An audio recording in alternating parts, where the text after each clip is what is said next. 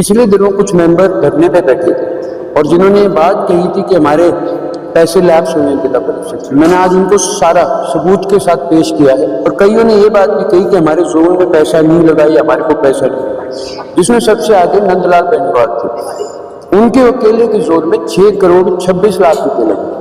Happy है, उन्होंने ये बात कही थी हमारे पास कोई पैसा नहीं है। उनके स्वयं खुद के घर के नजदीक से पानी निकासी की पाइपलाइन लगी है, 20 लाख रुपए लगे थे उसमें।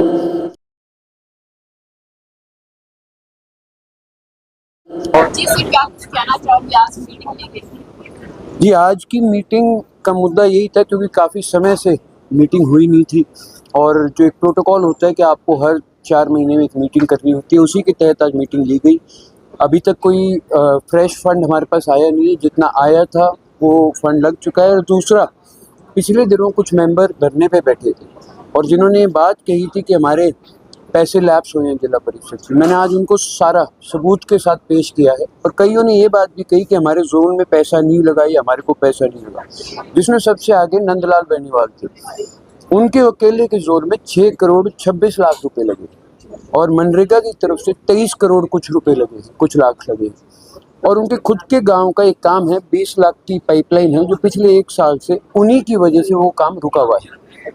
और हैप्पी है, उन्होंने ये बात कही थी हमारे पास कोई पैसा नहीं आया। उनके स्वयं खुद के घर के नज़दीक से पानी निकासी की पाइपलाइन लगी है, 20 लाख रुपए लगे थे उसमें।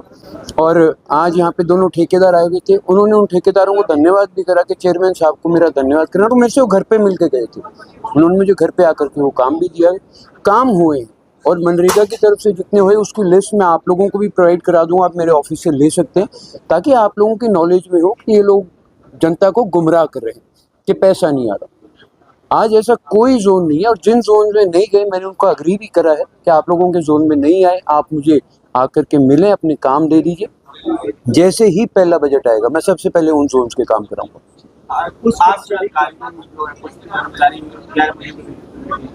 देखिए, बाकी तो कुछ हो कि हमारे को आगे से कि वो डीसी साहब की कोई मीटिंग चल रही है वहाँ पे है। हाँ, पब्लिक हेल्थ डिपार्टमेंट की तरफ से पिछली मीटिंग में भी कोई नहीं था, अब की बार भी कोई नहीं था, तो मैंने कहा है उनके खिलाफ नोटिस जारी करिए और प्रिविलेज कमेटी को मेरी तरफ से लेटर लिखिए। सर, पब्लिक हेल्थ के तो एक्शन है, उनके खिलाफ लगातार शिकायतें आ रही हैं, वो किसी का फोन नहीं उठाते, किसी मीडिया कर्मी का फोन नहीं उठाते, लगातार शिकायतें। तभी तो आज प्रिविलेज कमेटी को उनको मेरी तरफ से जाएगा, ये विधानसभा में जाती है और उसके बाद विधानसभा की जो कमेटी है प्रिविलेज कमेटी, वो इस पे कार्रवाई करेगी।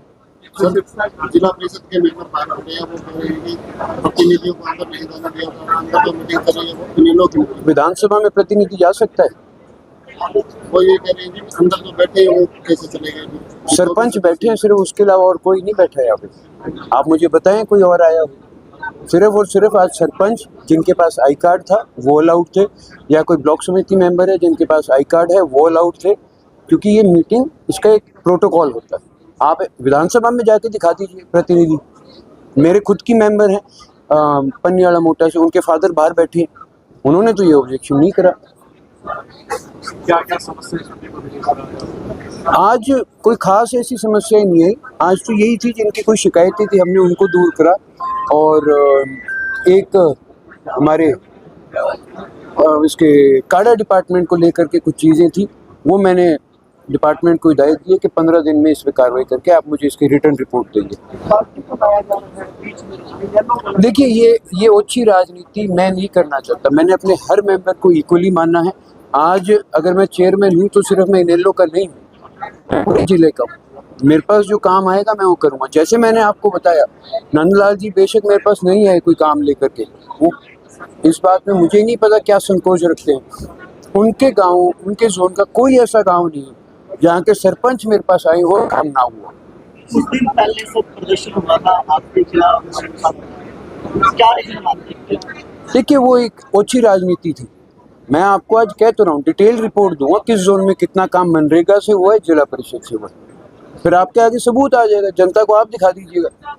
सिरसा जिले की बात करें तो चोरी की वारदातें काफी बढ़ गई है, काफी भाई ये सिर्फ सिरसा नहीं, पूरे हरियाणा की दिक्कत है। आज ये कहीं प्रशासन की कमी है जो अपराधी इतने अपने आप को सक्षम समझते हैं कि हम अपराध करके यहाँ से निकल सकते हैं। और सबसे बड़ी कमी है तो सरकार की। सरकार अगर चाहे सख्ताई करे और प्रशासन सख्ताई करे तो ये चीज़ें नहीं हो सकती। सर जैसे कि बड़े छापे पकड़े जा रही है लेकिन उन पर कार्रवाई नहीं होती, जल्दी उसको मान तो फिर ये तो सरकार और प्रशासन हो गया ना। अपराध में वो चीज़ भी, नशा भी तो अपराध में ही आता है, बेचने वाले उसी के अंडर आते होंगे, कोई बाहर तो नहीं। शिक्षा की सड़कें वगैरह सब व्यवस्था सारी इस बार खराब। देखिए ये पानी अब की बार जो बारिश आया है, बारिश हुई है, जो बाढ़ आई है, सिर्फ सिरसा नहीं पूरे हरियाणा में इस बात की दिक्कत है और सरकार को इस पे जल्द ध्यान देना चाहिए और इन चीज़ों में काम करना चाहिए। शिक्षा की सड़कें तो आपकी सही नहीं है सर।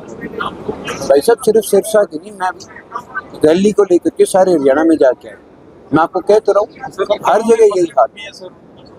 गाँव में फसलें डूबी हैं बाढ़ के पानी। सिर्फ आप एक जिले की बात कर रहे हैं बारी बारी, सिरसा रोहतक जाइए एक बारी, अभी भी उनके पानी खड़े हैं, ट्यूबवेल चल रहे हैं। आप झज्जर जाइए।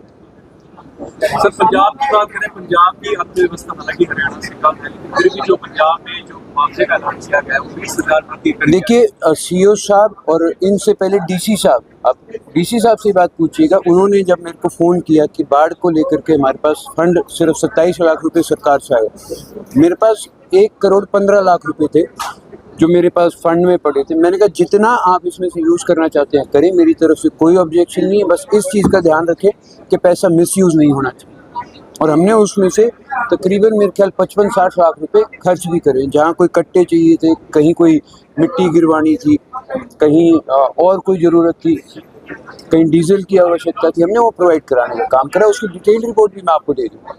रोहतक में सर नैलो ने रैली की और काफी भारी जो जनसभा था लोगों का हुजूम इकट्ठा हुआ था, तो क्या कुछ कहना चाहेंगे? मैं तो विपक्ष को नहीं, मैं तो हरियाणा की जनता को धन्यवाद करना चाहूँगा कि आप लोग वहाँ इतनी भारी संख्या में पहुँचे। आपने जननायक चौधरी देवीलाल जी को अपनी श्रद्धांजलि दी, चौटाला साहब को पुष्प अर्पण करे। आप सभी का बहुत बहुत धन्यवाद।